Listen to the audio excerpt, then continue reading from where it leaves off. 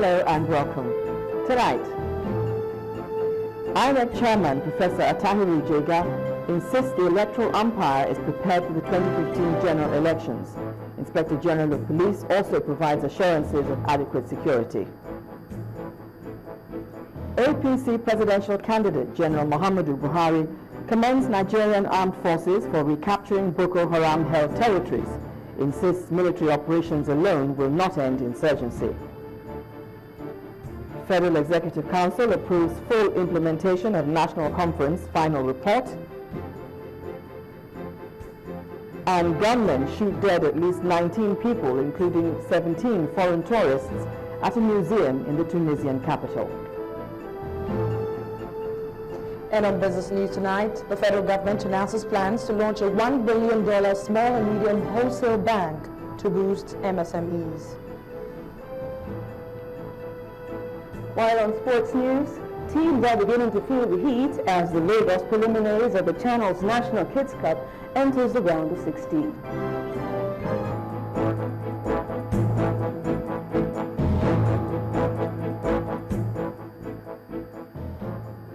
All is now set for the general election next week, and this is coming from the chairman of the Independent National Electoral Commission, Professor Atahiru Jega. Professor Jega gave the assurance at a meeting with civil society organizations in Abuja to assess INEC's preparedness for the conduct of the elections, which is expected to begin on March the 28th. The INEC boss, however, expressed concern over the security of the personnel that will be deployed for the exercise, especially in the northeast, where troops are currently battling to flush out Boko Haram insurgents. INEC had announced the postponement of the elections, which had been scheduled for February the 14th, due to security concerns.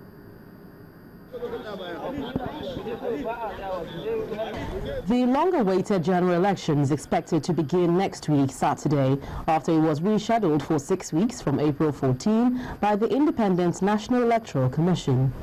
This meeting with civil society organizations is organized to assess the level of preparedness by the electoral body. According to the chairman of the commission, the electoral umpire has taken advantage of the earlier postponement to fine-tune arrangements, including the use of card readers, and is now set for the polls.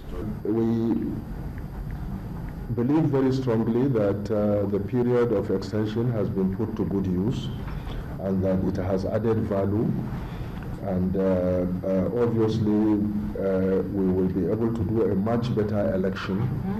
And it also reinforced our belief that the elections for 2015 will be remarkably much better than the 2011 elections. And in fact, as Clement rightly pointed out, we believe it will be the best election in Nigeria's history. The chairman, however, expressed some security concerns for the commission workers who will be in the field to conduct the elections. Clearly, security remains an issue of concern, particularly securing the staff of INEC as they are being deployed or as they are conducting the elections, and also protecting the election environment. We have received assurances from the security agencies that they are doing everything that is possible to provide this security. Meanwhile, some members of the civil society organization insist that the elections must hold as scheduled. As civil society, we are ready to observe the elections. We certainly believe that all of those who have a role to play in elections have to owe a responsibility to Nigerians to ensure that elections do go on March 28 and April 11 as indicated by the Commission. 81% of the over 50 million registered voters who have collected their permanent voters' cards are expected to vote in next week's election. Whether or not this election will be peaceful and credible much depends on INEC, the political parties and their supporters.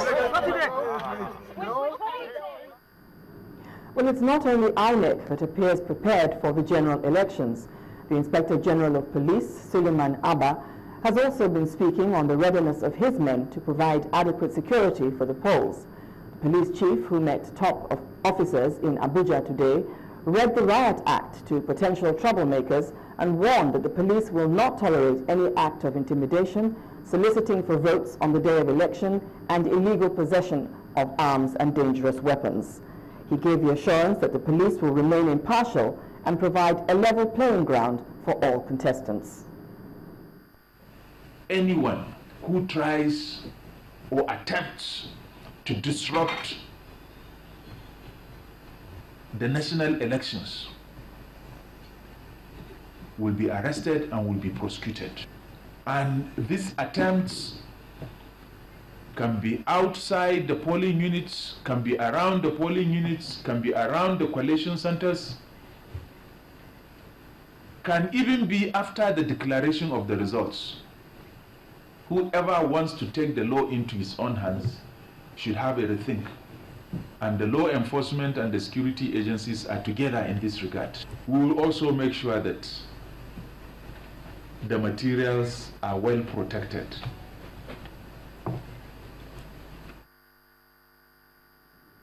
The security situation in Nigeria ahead of the elections is also raising questions outside the country.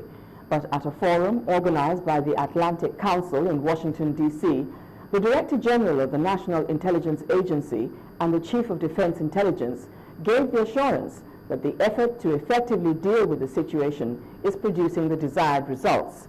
Our Washington correspondent, Maria Bird, reports. Nigerian intelligence officials come to the U.S. to share security challenges in Nigeria with U.S. NGO and government officials. The Director General of the National Intelligence Agency and the Chief of Defense Intelligence for Nigeria outlined the security issues that still exist in the northern region due to Boko Haram's stronghold in several states. The last 6 months has been fluid, due mainly to Boko Haram attacks in vulnerable communities. This has resulted in destruction of lives and property, disruption of economic activities, and the displacement of persons within and outside Nigeria. The discussion not only focused on the current status of the security threats that still exist, as government officials also provided insight into the Nigerian government's plan to dismantle Boko Haram. This is the declaration by Boko Haram, and we have to deal with it as it should be seriously. I'm very, very hopeful that we shall win this war. Before March 28th, I think this operation will almost be completely finished with. The Chief of Defense Intelligence for Nigeria admits that Boko Haram still poses major security risk. We're taking over Michika and Madagali. So Adamawa, our state is free of Boko Haram for now. Nigerian officials came to Washington with clear goals and intentions that would address concerns from the international community regarding the ability for the elections to occur, while security in northern Nigeria is still a major challenge. It has also afforded INEC more time to prepare, and it processed those palpable tensions that gripped the country in the lead up to the 14th February elections as originally planned. As we stand, we can say that there is now, the people are now very much confident of the prospects of INEC conducting peaceful, credible elections that meet international standards. We are very confident that come March 28, 2013, and subsequently on the 11th of April, elections will not only hold in Nigeria, it will be peaceful, and indeed it will be credible.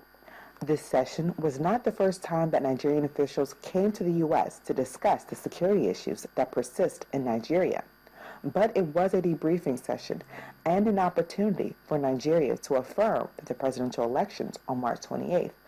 From Washington, Maria Bird, Channels Television. The presidential candidate of the All Progressives Congress, APC, General Muhammadu Buhari, has commended the Nigerian Armed Forces for its recent victories in recapturing territories held by the Boko Haram sect. He, however, noted that military operations alone would not end terrorism and insurgency, saying the socio-economic challenges facing the country need to be tackled to prevent a re-emergence of insurgency in the country. General Buhari stated this in Abuja at a forum organized to discuss Nigeria's security situation. In the past 3 weeks, the Nigerian military and its allies from neighboring countries have bombarded members of the Boko Haram sect in their enclaves in the northeastern part of the country. The outcome of the intensified military onslaught is the recapturing of towns and communities held by the insurgents. Cheering news indeed for the country, particularly those in the northeast, held in the deadly grip of the insurgents. But after this military feat in the northeast, what should be the next steps to prevent a reoccurrence of the insurgency which almost brought the country to its knees?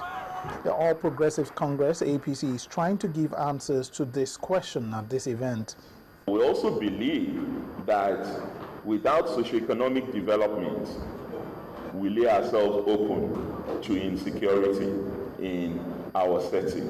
And that is why the solutions we offer are not just law and order or military responses to the security challenges that our country confronts.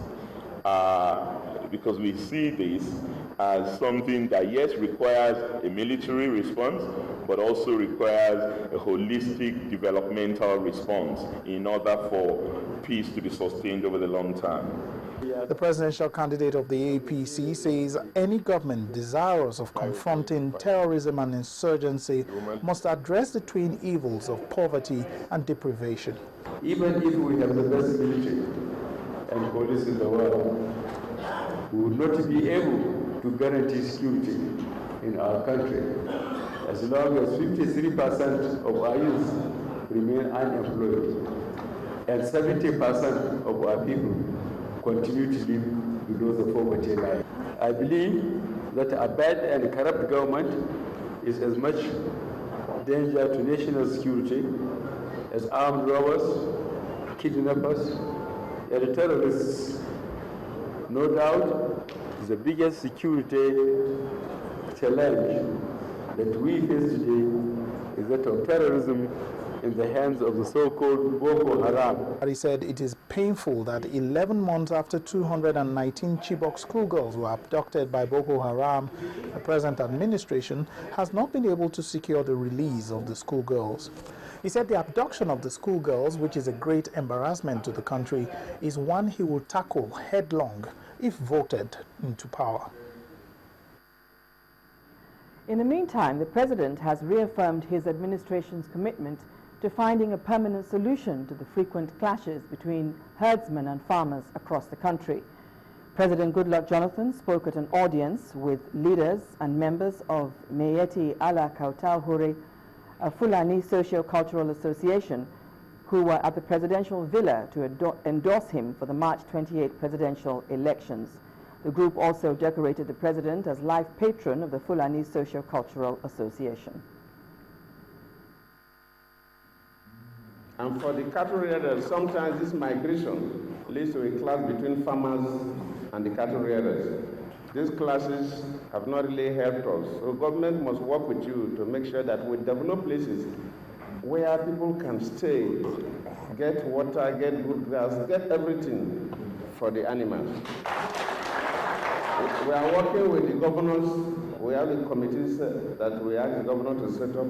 In the next 4 years, this is one area we must go to make sure that the people don't pass through so much of pains again to rear the animals.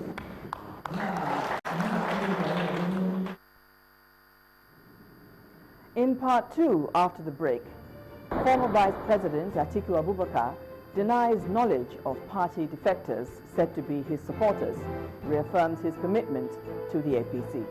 Do stay with us.